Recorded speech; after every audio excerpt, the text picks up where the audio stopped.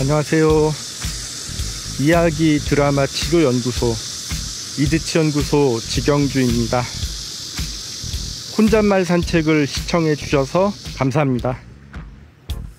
혼잣말 산책은 이드치연구소 지경주가 혼잣말하면서 산책하는 영상입니다. 이 영상을 촬영하는 지금은 2022년 7월 28일 18시 38분입니다.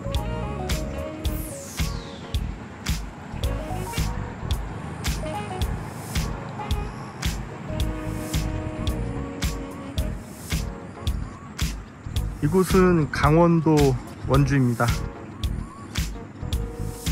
열심히 걸어보겠습니다. 현재 포항 지진 트라우마 센터가 주최한 대학생 대상의 온라인 사회극을 진행하는 중입니다. 지금까지 총 7회기 중에서 2회기를 진행했습니다. 이번 온라인 사회극은 이드치연구소 활동을 도와주고 계신 최별, 최진서, 강주영 선생님 덕분에 무사히 진행되고 있습니다. 함께하고 계신 최별, 최진서, 강주영 선생님 감사합니다.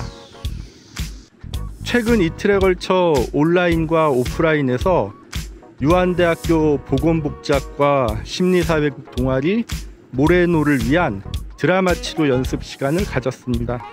연습에 동참해 주신 이드치연구소 활동가 김기양, 박연화, 정은미, 김윤미, 문인규, 최별, 최진서, 강주영 선생님 감사합니다.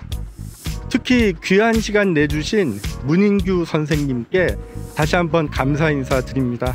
한국에서 다시 뵐 수 있어서 기쁘고 감사했습니다. 앞으로도 잘 부탁드립니다. 이번 혼잣말 산책 시간에는 정신건강의 3가지 요소와 느린 학습자에 대해 이야기하고 싶습니다. 먼저 정신건강의 3가지 요소에 대해 말씀드리겠습니다. 정신건강의 3가지 요소는 WHO 세계보건기구에서 2001년에 발행한 더 월드 헬스 리포트를 근거로 합니다. 2001년 월드 헬스 리포트의 제목은 멘탈 헬스, 뉴 언더스탠딩, 뉴 호프입니다. 이 연감이 발행된 지 어느덧 20년이 지났습니다만 여전히 저는 실무에서도 교육 현장에서도 잘 활용하고 있는 의미 있는 자료입니다. 인공지능 성우의 목소리를 통해 연감 머릿말에 있는 내용 일부를 소개하고 싶습니다. 오늘날 우리는 대부분의 정신적, 육체적 질병이 생물학적, 심리적, 사회적 요인의 영향을 받고 있음을 알고 있습니다. 우리는 정신 및 행동 장애가 뇌와 관련되었음을 알고 있습니다. 우리는 정신 및 행동 장애가 모든 국가의 모든 연령대의 사람들에게 영향을 미치고 개인은 물론 가족과 지역 사회에 고통을 주고 있음을 알고 있습니다. 우리는 대부분의 경우 비용과 효율 면에서 충분히 진단하고 치료할 수 있음을 알고 있습니다. 우리가 이해한 바에 따르면 오늘날 정신장애 또는 행동장애가 있는 사람들은 지역사회 안에서 만족스럽고 생산적인 삶을 살 수 있다는 새로운 희망을 갖고 있습니다. 저는 이 연감에서 정신건강의 3가지 요소를 다룬 그림을 많이 인용합니다. 이 그림의 제목은 정신장애로 발전되는 생물학적, 심리학적, 사회적 요소들의 상호작용입니다. 저는 이 그림을 정신건강의 3가지 요소라고 부르는 것이 조금은 더 적절하다는 판단이 들어서 이렇게 제목을 바꿔보았습니다. 제가 말씀드릴 정신건강의 3가지 요소는 생물학적 요소, 심리학적 요소, 그리고 사회적 요소입니다. 정신건강의 3가지 요소 중 생물학적 요소는 우리의 몸과 관련된 것으로 신체 건강을 생각하면 될 것 같습니다. 최근 대한민국 심리극 역사에 큰 영향을 주었던 어느 심리극 전문가의 부흥 소식을 떠올리면서 특별한 사건이나 사고 없이 죽음을 맞이하는 것은 생물학적 요소의 영향이 가장 크다고 할 수 있을 것 같습니다. 그리고 사람들이 꾸준히 운동하는 것은 생물학적 건강을 위해서가 가장 큰 이유일 것 같습니다. 또한 신체적으로 건강하다면 정신건강의 3가지 요소 중 생물학적 요소가 건강하다고 말할 수 있을 것 같습니다. 정신건강의 3가지 요소 중 심리학적 요소는 우리의 마음과 관련된 것으로, 마음이 건강하다면 정신건강의 3가지 요소 중 심리적인 요소가 건강하다고 말할 수 있을 것 같습니다. 심리 상태는 나의 삶의 태도와 자세에 영향을 주고 지속적인 내 자신을 유지하는 태도, 순간적이고 돌발적인 상황에 대처하는 데도 영향을 준다고 생각합니다. 평소 위축된 심리 상태로 살아가는 사람은 상대적으로 덜 위축된 사람보다 스트레스에 노출되었을 확률이 높을 것 같습니다. 심리적으로 안정된 사람은 평소 생활이나 순간적이고 돌발적인 상황에서 불안정한 사람들보다는 상대적으로 침착하게 위기를 대처할 확률이 높을 것 같습니다. 우리의 사회적인 일상에서 심리적인 문제는 갈등과 화해와 연결되면서 다양한 변수를 만든다고 생각합니다. 정신건강의 3가지 요소 중에서 사회적인 요소는 사회 구성원으로서 사람들과 적절하게 상호작용하는 것을 의미한다고 생각합니다. 사회 안에서 사람들과 적절하게 상호작용하면서 내 자신을 적절하게 유지할 수 있다면 건강한 사회인으로서 잘 지내고 있다고 볼 수 있을 것 같고, 사회적인 요소를 건강하게 잘 관리한다고 볼 수 있을 것 같습니다. 저는 사회적 요소를 가족 내부와 가족 외부로 구분하기도 합니다. 가족 내부의 관계와 가족 외부의 관계는 사회적 요소에 큰 영향을 준다고 생각합니다. 가족 내부도 건강한 관계를 유지하면서 가족 외부도 건강한 관계를 유지한다면 그 사람은 건강한 사회적 요소를 갖고 있다고 말할 수 있을 것 같습니다. 우리가 접하는 왕따, 은따, 소외, 히키코모리 등의 단어는 취약한 사회적인 요소를 상징하는 독특한 단어라고 생각합니다. 사회복지사들이 사례관리자로서 만나는 내담자들은 대체로 사회적인 요소에 어려움을 보이는 경우가 많다고 생각합니다. 정신건강의 3가지 요소는 서로 밀접하게 연결되었다고 생각합니다. 먼저 생물학적 요소와 심리학적 요소의 연결을 생각해 보고 싶습니다. 우울한 사람들에게서 볼 수 있는 모습 중 하나는 몸무게의 변화입니다. 우울증 때문에 몸무게가 너무 늘어나기도 하고 너무 줄어들기도 합니다. 이것은 심리학적인 문제가 생물학적인 문제로 연결되는 하나의 예가 될 수 있을 것 같습니다. 이번에는 심리학적 요소와 사회적 요소의 관련을 살펴보겠습니다. 심리학적으로 위축된 사람은 그만큼 사회적인 교류가 한정적일 수밖에 없다고 생각합니다.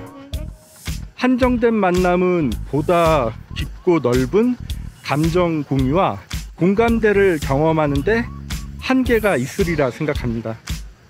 어떤 사람은 자신의 심리학적인 문제를 고려해서 사회적인 교류를 스스로 차단하거나 줄이고 살아가기도 합니다. 신변의 위협이나 사건, 사고 발생 시 언제든지 도움받을 수 있는 최소한의 사회적인 안전망이 있다면 이렇게 살아가는 것도 의미 있다 생각하고 존중해야 한다고 생각합니다. 온라인을 통한 만남도 사회적 요소가 될 수 있습니다만 오프라인을 통한 만남을 사회적 요소의 기본으로 설정해야 보다 탄탄한 사회망을 구축하는 데 도움된다고 생각합니다. 이번에는 사회적 요소와 생물학적 요소의 연결을 살펴보겠습니다. 건전한 사회적인 교류는 자신의 건강을 유지하고 증진할 기회를, 그리고 사회 안에서 생존할 수 있는 기회를 보다 높일 수 있다고 생각합니다. 반대로 건전하지 못한 사회적인 교류는 개인의 건강에, 생물학적 요소에 부정적인 영향을 주기 쉽다고 생각합니다. 생물학적 요소에 문제가 있거나 어려움이 있는 사람은 사람들과 교류하는 데 한계가 있습니다. 이럴 경우 사회복지는 생물학적 요소의 문제에 맞춰 사회적인 요소를 보완하는 데 도움될 수 있다고 생각합니다. 저는 노약자와 장애인이 생물학적인 요소와 사회적 요소의 관계를 설명하는데 하나의 예가 될 수 있다고 생각합니다. 만약 노약자와 장애인이 지역사회 안에서 덜 불편하게 지낼 수 있다면 저는 이들의 생물학적인 요소와 사회적 요소가 어느 정도 균형을 이루고 있는 것으로 볼 수도 있다고 생각합니다. 아까 말씀드린 것처럼 사회복지사들이 사례관리자로서 만나는 내담자들은 대체로 사회적인 요소에서 어려움을 보이는 경우가 많다고 생각합니다.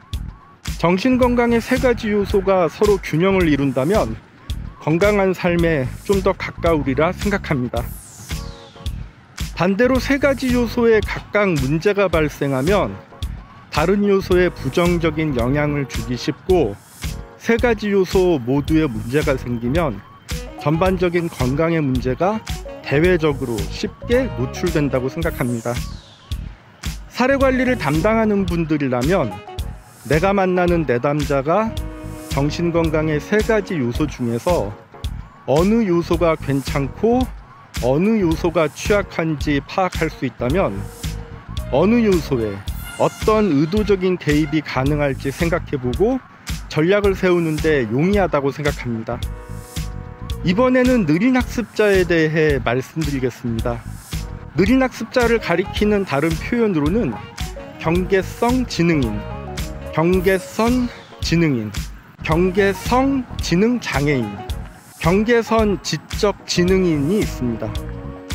이 중에서 저는 느린 학습자라는 단어가 마음에 들어서 느린 학습자라고 말씀드리겠습니다. 느린 학습자의 지능 지수는 70에서 85 사이라고 합니다.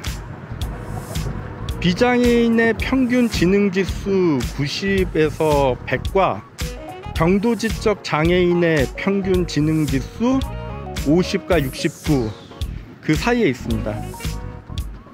느린 학습자는 지능 지수로 보았을 때 비장애인과 지적장애인 사이에 있습니다. 지적장애 수준은 아니지만 비장애인보다 지능 지수가 낮기 때문에 생활과 학습에 어려움을 겪고 경제적으로나 사회적으로나 소외되기 쉽습니다. 지적장애 수준이 아니다 보니 사회복지 지원을 받는데 한계가 있다고 합니다. 안타깝게도 아직 느린 학습자에 대한 국내 통계가 없고 연구 사례도 부족한 실정이라고 합니다. 이들을 정신건강의 세 가지 요소에 맞춰본다면 선천적으로 지능의 문제로 인한 신체적, 심리적인 문제를 계속 경험하면서 사회적인 위축과 소외에 노출되기 쉽다고 생각합니다. 사회적으로 안정감을 주면서 그들의 느린 의사표현을 느긋하게 기다리고 같은 사회 구성원으로 존중한다면 느린 학습자에 대한 사회적 분위기가 잘 조성된다면 느린 학습자의 신체적, 심리적 요소에 유의미한 영향을 주리라 생각합니다. 저는 오늘 원주에 방문해서 강원 지역 아동복지시설에 근무하는 사회복지사 선생님들에게 느린 학습자에 대한 이해를 돕고 느린 학습자의 자립 지원을 위한 사회기술 훈련을 소개했습니다. 사회기술 훈련은 느린 학습자의 사회적인 요소를 보완하는데 유의미한 방법 중 하나라고 생각합니다. 이드치 연구소는 사회기술 훈련의 보급과 활동을 위해 지속적으로 연구하고 지원하겠습니다. 이제 혼잣말 산책을 마무리 지어야 할 것 같습니다. 앞으로도 기회 되는 대로 이곳저곳 산책하면서 이런저런 혼잣말 하면서 혼잣말 산책을 제작하겠습니다. 이상 사회기술훈련 보급을 위해 연구하고 노력하는 이야기 드라마 치료연구소 이드치연구소 직영주의 혼잣말 산책이었습니다. 시청해주셔서 감사합니다.